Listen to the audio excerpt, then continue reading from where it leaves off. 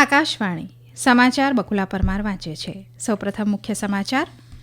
સંયુક્ત આરબ અમીરાતના નાયબ પ્રધાનમંત્રી શેખ અબ્દુલ્લા બિન ઝાયેદ અલ નાહયાન આજે પ્રધાનમંત્રી નરેન્દ્ર મોદી સાથે મંત્રણા કરશે. માર્ગ અકસ્માતનો ભોગ બનેલાઓની કેશલેસ સારવાર યોજનાનો અમલ ટૂંક સમયમાં સમગ્ર દેશમાં લાગુ કરાશે.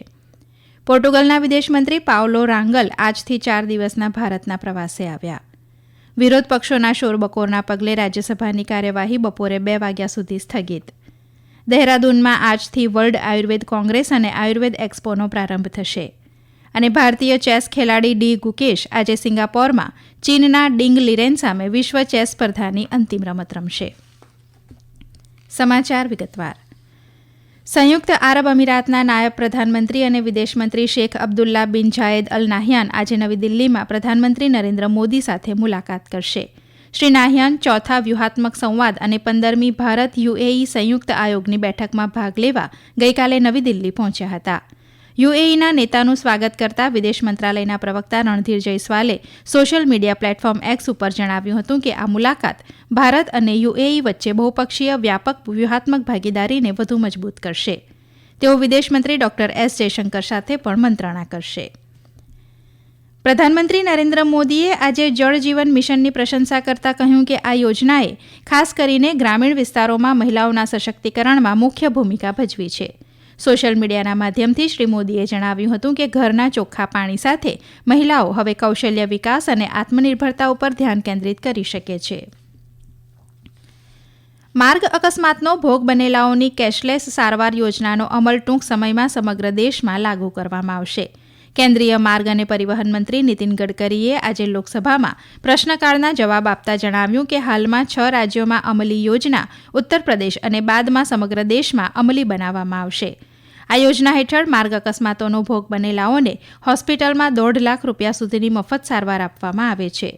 ધોરીમાર્ગો ઉપર વધતા જતા અકસ્માતો અંગે ચિંતા વ્યક્ત કરતા શ્રી ગડકરીએ સાંસદોને આવા અકસ્માત પાછળના કારણો ચકાસવા દરેક જિલ્લામાં અકસ્માત નિવારણ સમિતિઓ રચવા વિનંતી કરી હતી. તેમણે જણાવ્યું કે માર્ગ અકસ્માતોમાં 30% મૃત્યુ પ્રારંભિક સારવારમાં વિલંબના કારણે થાય છે. પોર્ટુગલના વિદેશમંત્રી પાઉલો રાંગલ 4 દિવસના ભારત પ્રવાસ નિમિત્તે આજે નવી દિલ્હી પહોંચ્યા છે. પહેલીવાર ભારત પ્રવાસ ઉપર આવેલા શ્રી રાંગલનું વિદેશ મંત્રાલય દ્વારા સ્વાગત કરાયું હતું. વિદેશ મંત્રાલયના પ્રવક્તા રણધીર જયસ્વાલે સોશિયલ મીડિયાના સંદેશમાં જણાવ્યું કે આ મુલાકાત બંને દેશના બહુપક્ષીય સંબંધોને મજબૂત કરશે. બંને દેશના સંબંધોને આગામી વર્ષે 50 વર્ષ પૂર્ણ થઈ રહ્યા છે.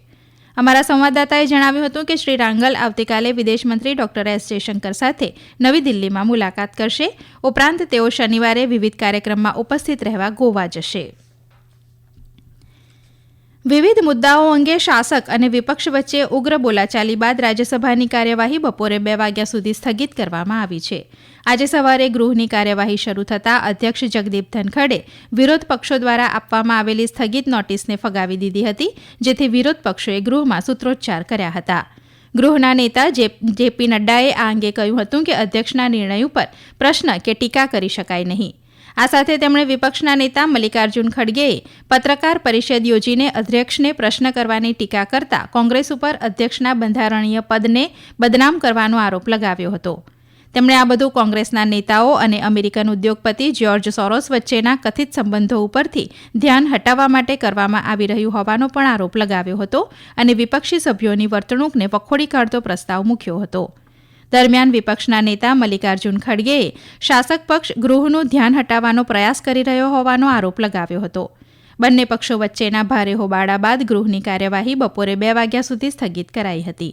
દરમિયાન લોકસભામાં પણ વિવિધ મુદ્દે ભારે શોરબકોર થતાં ગૃહની કાર્યવાહી 1 વાગ્યા સુધી મુલતવી કરાઈ હતી.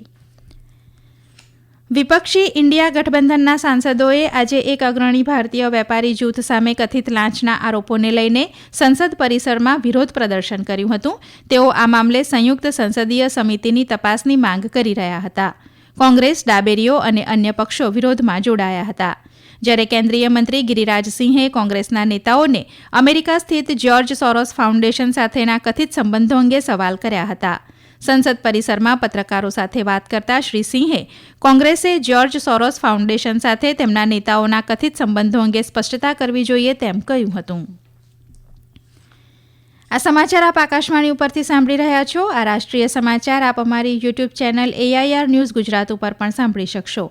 વધુ સમાચાર માટે આપ અમારા એક્સ હેન્ડલ AIR_news_ABAD ને ફોલો કરી શકો છો. ઉત્તરાખંડના દહેરાદૂનના પરેડ ગ્રાઉન્ડ ખાતે આજથી વર્લ્ડ આયુર્વેદ કોંગ્રેસ અને આયુર્વેદ એક્સપોનો પ્રારંભ થશે. આ પ્રતિષ્ઠિત કાર્યક્રમ આયુર્વેદ ક્ષેત્રમાં સંશોધન વિકાસ માટે મહત્વનો મંચ પૂરો પાડશે.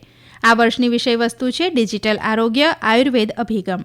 સંમેલનમાં પરંપરાગત આયુર્વેદને આધુનિક ટેકનોલોજી પ્રગતિ સાથે સંકલિત કરવા ઉપર ધ્યાન કેન્દ્રિત કરવામાં આવશે.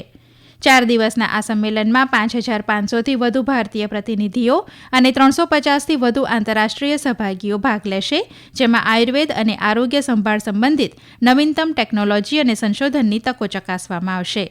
સંમેલનની સાથે સાથે યોજાનારા પ્રદર્શનમાં 350થી વધુ સ્ટોલ તૈયાર કરવામાં આવ્યા છે. અહીં દેશ વિદેશની અગ્રણી આયુર્વેદ સંસ્થાઓની ચીજવસ્તુઓ અને સેવાઓ રજૂ કરવામાં આવશે. ભારતીય ચેસ ખેલાડી ડી ગુકેશ આજે સિંગાપોરમાં વિશ્વ ચેસ સ્પર્ધાની અંતિમ રમત ચીનના ડિંગ લીરેન સામે રમશે. આ રમત ભારતીય સમય અનુસાર બપોરે 2:30 વાગે શરૂ થશે. અંતિમ 14મા રાઉન્ડના વિજેતાને વિશ્વ ચેમ્પિયન જાહેર કરાશે. જો રમત ડ્રો થશે તો આવતીકાલે ટાઈ બ્રેકર રમત રમાશે.